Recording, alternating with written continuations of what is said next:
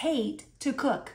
Onions make you cry, bacon grease spatters everywhere, knives never stay sharp, and that doesn't even begin to touch on the mess it makes, or the planning, or the shopping, or the fact that you just have to do it all again next meal. Ugh! The most effective change I've ever made in my cooking is to allow my ingredients to guide my menu and inspire my choices. I come by my dislike of cooking honestly, since I come from a long line of women who do not enjoy cooking. And apparently a bunch of my viewers do not enjoy cooking either, since it was the second least favorite household chore on my community poll. I'm so glad to know I'm not the only one who hates to cook. I'm on a journey to find ways to enjoy the things that I hate to do around the house. The key for me has been to combine something that I love with the thing that I hate. When it comes to cooking, I've tried everything. I've tried playing music, cooking with family, watching videos, or listening to books, and on and on and on. The only thing that has worked consistently so far is to combine my love of gardening with cooking.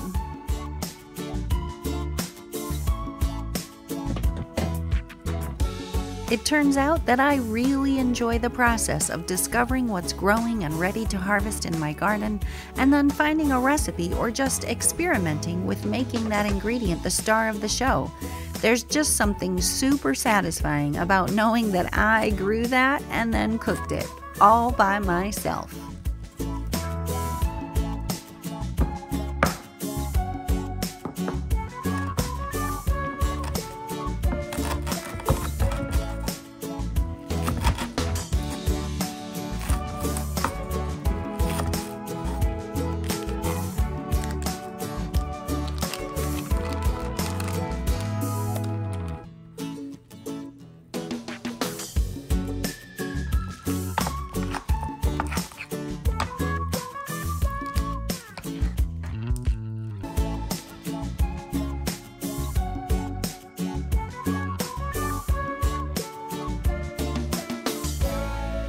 I'm out watering my vegetables this morning, and this Swiss chard is out of control. I cannot believe how fast it's growing.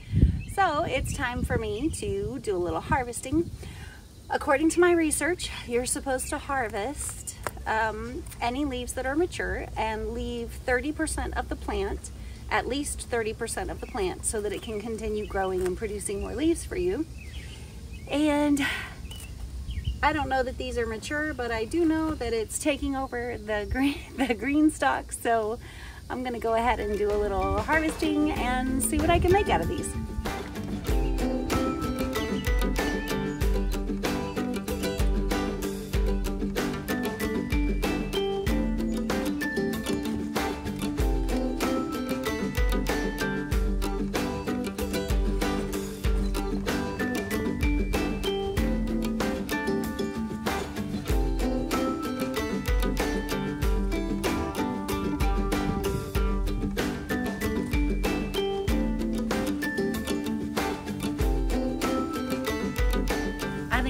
More than enough Swiss chard, and I am super excited to see what I can make out of this. Okay, my friends, as you probably, actually you may not be able to tell, but for me, it's been almost a full day since I cut these this morning. Luckily, I put them in some water. Things got crazy around here, and now we've had a special request to have pizza tonight. So I'm gonna have to do some alternate solutions with my Swiss chard here than what I was gonna do.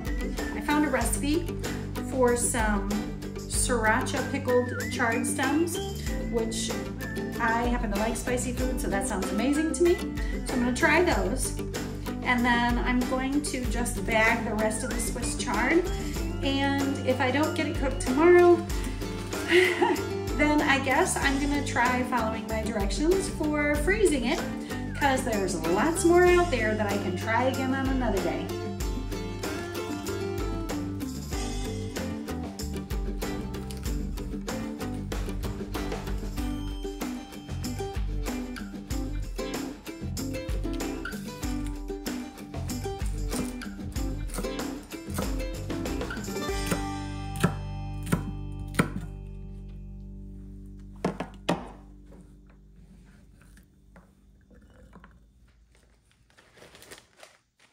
All right, I bagged up the leaves. I'm gonna save these because I'm hoping I can use them in tomorrow night's dinner since we're having pizza tonight. And now I have to try to understand this recipe and see if I need to cut it down because this is not as much as I'm sure you're supposed to have. Chop stems, check. Make the brine. Okay. Yeah, I think that's gonna make a little bit more than I need, but I'm just gonna roll with it. Here goes.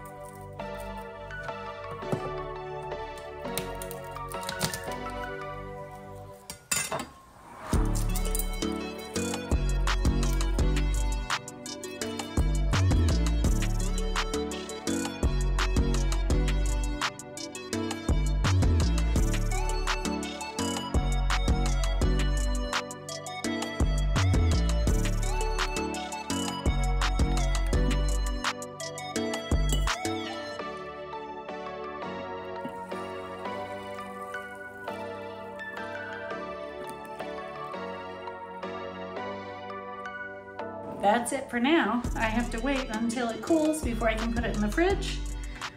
And I think I have to find a way to make sure that the chard stems stay pushed down in the pickling solution. But I have to go pick up my daughters. So mom taxi time. Whoop, whoop.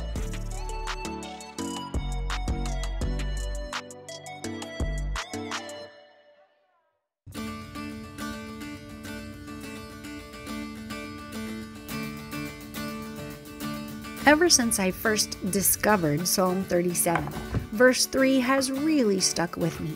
Trust in the Lord and do good. Dwell in the land and enjoy safe pasture. This whole cooking thing is a perfect situation for me to apply this verse. I need to do good by feeding my family healthy and nutritious meals. I need to dwell in the land that God has placed me in. So how do I do both of those things? Well, for me, it took a while for me to realize that they need to go together. I need to dwell deliberately right here where I am, enjoying the gifts that God has given me, including my green thumb and the space to make things grow.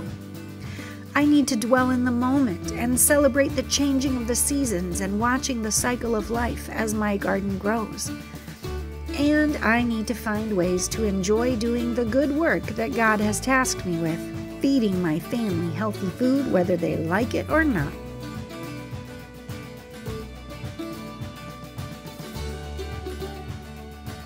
Now, you may or may not be a gardener, but I think that you too can find ways to enjoy those hated household tasks just a little bit more. Maybe for you that means spending more time up front planning the menus, or maybe it means renovating your kitchen or playing music while you work.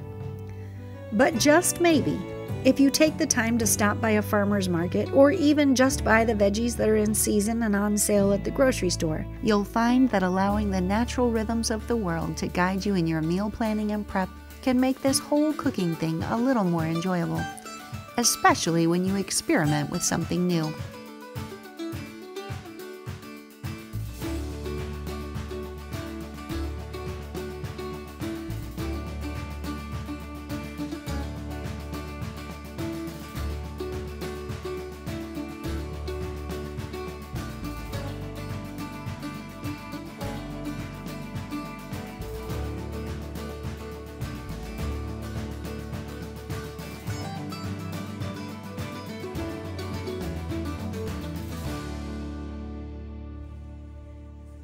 need more inspiration? Not convinced this method is going to work? Well, in the video description below, I put a link for the video that inspired me to get started on this journey. It's by Pro Home Cooks, and that guy is amazing and so inspirational. I hope you go check it out. I hope you give this method of meal planning and prep a try. And I hope it works for you. Let me know in the comments how it turns out. And if you have any other ideas for how I can make cooking more fun, please feel free to share. Maybe your ideas will work for me. I'll see you next time. Bye. The most effective change I've ever made in my cooking is to allow the ingredients to guide my choices, guide my menu. The most effective choice, no, the most effective change. The most effective change I've ever made in my cooking,